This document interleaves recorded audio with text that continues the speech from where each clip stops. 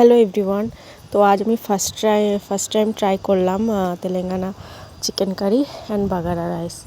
তো প্রথমেই আমি চিকেনগুলো ভালো করে ধুয়ে ম্যারিনেট করার জন্য দিয়ে দিলাম লবণ, হলুদ, লঙ্কার গুঁড়ো আর টক দই আর সাদা তেল দিয়ে ওটা ম্যারিনেট করতে রেখে দিলাম। তারপর এখন আমি পেঁয়াজটা কেটে নেব। তেলেঙ্গানা চিকেন কারির জন্য পেঁয়াজটা আমাদের এভাবেই কাটতে হবে, বাঙালি স্টাইল চিকেন অন্যরকম কাটতে হয়। তো টমেটো পেঁয়াজ দুটো এরকম ছোটো ছোটো করে কেটে নিতে হবে, ফাইনলি চপ করতে হবে যেমনটা আমি করছি। আর এখানে কোনো আলু যাবে না, আর লাস্টে ধনে পাতাটা যায় এই চিকেন কারিতে, ওই জন্য আমি ধনে পাতাটাও কেটে নিচ্ছি। তো দেখতে থাকো, আশা করি তোমাদের সবার ভালো লাগবে। তো কড়াইটা গরম হয়ে গেছে, তেল দিয়ে দিলাম আমি। এরপর কোনো ফোড়ন যাবে না এতে, তেলের পর এবার পেঁয়াজটা দিয়ে দেবো। পেঁয়াজটা দেওয়ার পরে এবার টমেটোটাও দিয়ে দেবো। তারপর ভালো করে ওটা একটু ভাজা হলে তারপর বাকি মশলাটা দিয়ে দেবো। তো আমি গোটা ধনে, জিরে, শুকনো লঙ্কা, রসুন, আদা সব পেস্ট করে রেখেছিলাম, ওটা দিয়ে দেবো। এরপর একটু ভাজা হয়ে গেলেই তারপর ভালো করে কষিয়ে নেব। ওর সাথে একটু লবণ আর হলুদ দিয়ে দেবো, কোনো চিনি যাবে না এতে। ওটা একটু কষিয়ে নিয়েছি, এবার চিকেনটা দিয়ে দেবো। চিকেনটা দিয়ে ভালো করে কষিয়ে নিতে হবে। জল আমি পরে অ্যাড করব, আগে একদম জল ছেড়ে গেলে পুরো কষিয়ে গেলে তারপর জল অ্যাড করব। তো এই যে কষানো চলছে, এখন আমি জল অ্যাড করিনি কতটা, এবার একটু জল অ্যাড করে দিলাম। তো এখনই দেখতে পাচ্ছ কালারটা কেমন সুন্দর এসেছে, খুব সুন্দর কালার, বেশ লালচে। তারপর লাস্টে গরম মশলা আর চিকেন মশলা দুটো অ্যাড করে দেবো আমি। তো আমার চিকেন রেডি। তো এটা খুব ইজি আর খুব চটজলদিও হয়ে যায়, তাড়াতাড়ি হয়ে যায়, আর খেতেও ভীষণ ভালো লাগে।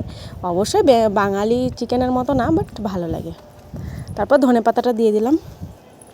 তো হয়ে গেছে কমপ্লিট আমার চিকেন কারি। তো সবাই দেখো কালারটা কেমন এসছে, জাস্ট খুব সুন্দর। তো যে রেডি আমার চিকেন, এবার আমরা যাব বাগারা রাইসের প্রিপারেশানে। তো ফার্স্টে আমি পেঁয়াজ কেটে নেব।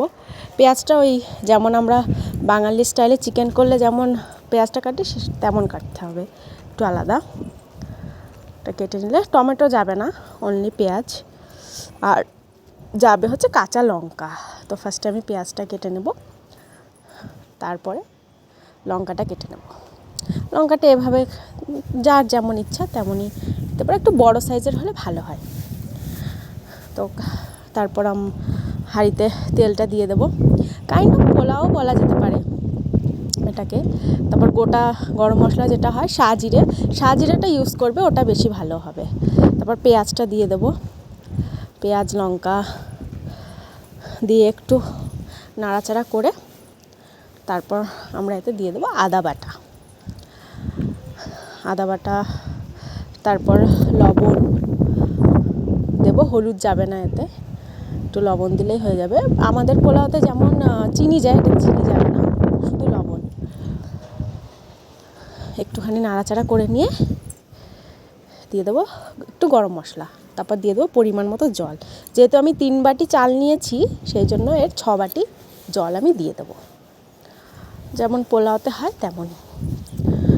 তারপর জলটা ফুটে উঠলে এতে আমি চালটা দিয়ে দেবো, আর ধনে পাতাটা এখনই দিয়ে দিলাম আমি। তারপর চালটা দিয়ে দেবো। তারপর আর একটা জিনিস দেবো, সেটা হচ্ছে টক দই। একটু নাড়িয়ে এরপর দিয়ে দিলাম টক দই 2.5 চামচ মতো, তোমরা তোমাদের আন্দাজ মতো দিয়ে দেবে।